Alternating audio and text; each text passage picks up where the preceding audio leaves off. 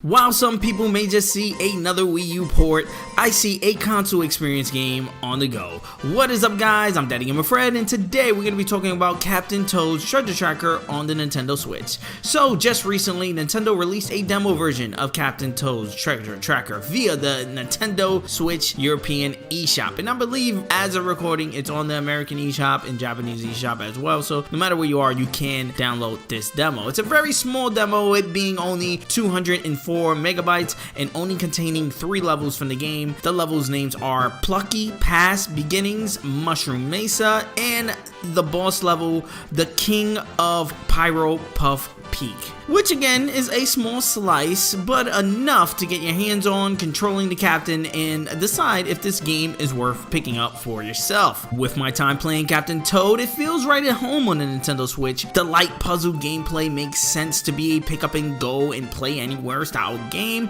While Toad may not be able to jump like his Jumpman Mario friend, it does feel good to run around as Toad, picking up weapons similar to what you would do in Super Mario Bros. 2 to attack enemies, and again solve light puzzles to kind of figure out how to get Toad from point A to point B to get that star. The touchscreen controls feels a bit simple while playing in handheld mode, but kind of makes sense just how as it feels when you were playing the Wii U version of the game. And that being said, you do feel like you lose something when you do place it in the dock. While they do have a dock mode where you control a cursor on the screen to touch the areas that you want to touch, it kind of loses the charm per se of playing it in your hand, having in handheld mode and just touching the screen where you want it to activate those touchscreen parts. It feels like it was built that way and not built with a cursor in mind. Now mind you, when you played on the Wii U, you also had the same option. You had it, you could just look down in the touchscreen, touch the area you wanted to touch to move those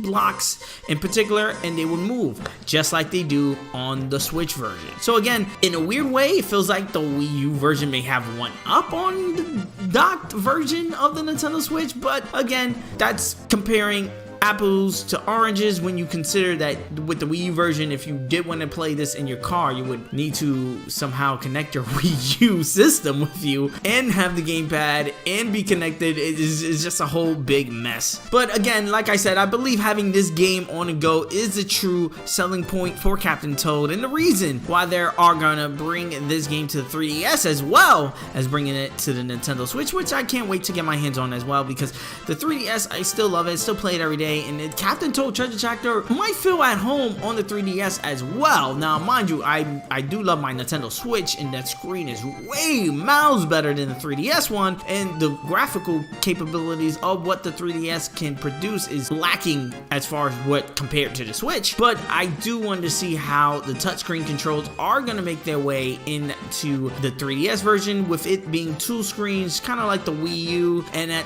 the same time, I want to see how that all of it is going to play via the Switch version. Now, the only thing going against the Captain right now is that Nintendo Switch has an amazing library. Now, Captain Toad Treasure Tracker was an amazing game back on the Wii U, back when it dropped, and it was an amazing game because it felt like a fully developed game for the Wii U. Now that we are in the Switch life cycle and got tons of amazing games for the Nintendo Switch like Breath of the Wild and Super Mario Odyssey, now again, I am comparing apples to oranges, and this isn't a full-fledged AAA Nintendo style game. I wouldn't even call it AA. It does feel like something an indie studio would do with a great license like Nintendo, and take something that Nintendo built and expand upon it, because this is actually running on the Super Mario 3D World 3D Land engine, and to me that's amazing, because that one tells me that potentially they can bring that game to the Nintendo Switch, which has a promising future, especially for me, a person who loved that game and would love to play that game on the go. But also concerning Captain Toad, I don't know how I feel paying about $40 or $30 depending on where you're shopping for Captain Toad Treasure Tracker in 2018, considering its competition for the same price. For the same price, you can get Bayonetta 1 and 2, or a slew of indies that I can name. And yeah, again,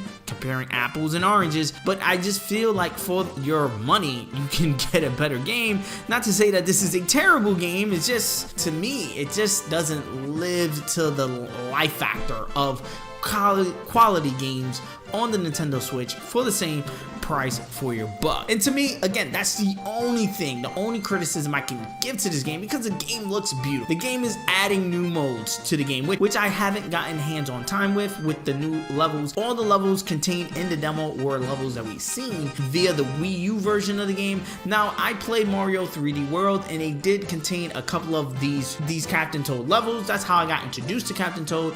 Picked up Captain Toad, didn't finish it. I think I played like almost a quarter through the game before I actually sold my Wii U and sold Captain Toad, which is something I highly regret now thinking back to it. I wish I still had my Wii U. But nonetheless, I do think this is a game that is kind of in a sinking ship. It's a game that, yeah, I do have an itch to play because I haven't finished it on the Wii U, but do I want to drop $40 right in the midst of a Nintendo first-party titles like Mario Party Tennis coming out, which actually should be out by the time I'm recording this video. Also, with Pokemon on the horizon, Smash on the horizon, again, these are different style of games, but I would rather save that money and throw it into Smash now, get that pre-order out the way so I can know I could have that game day one. The same thing with Pokemon. I'm sorry, Captain Toad, I do have the itch to try to complete Captain Toad, but to me, this light puzzle style game is exactly what it is. It's a light puzzle style game, a kind of good relief and,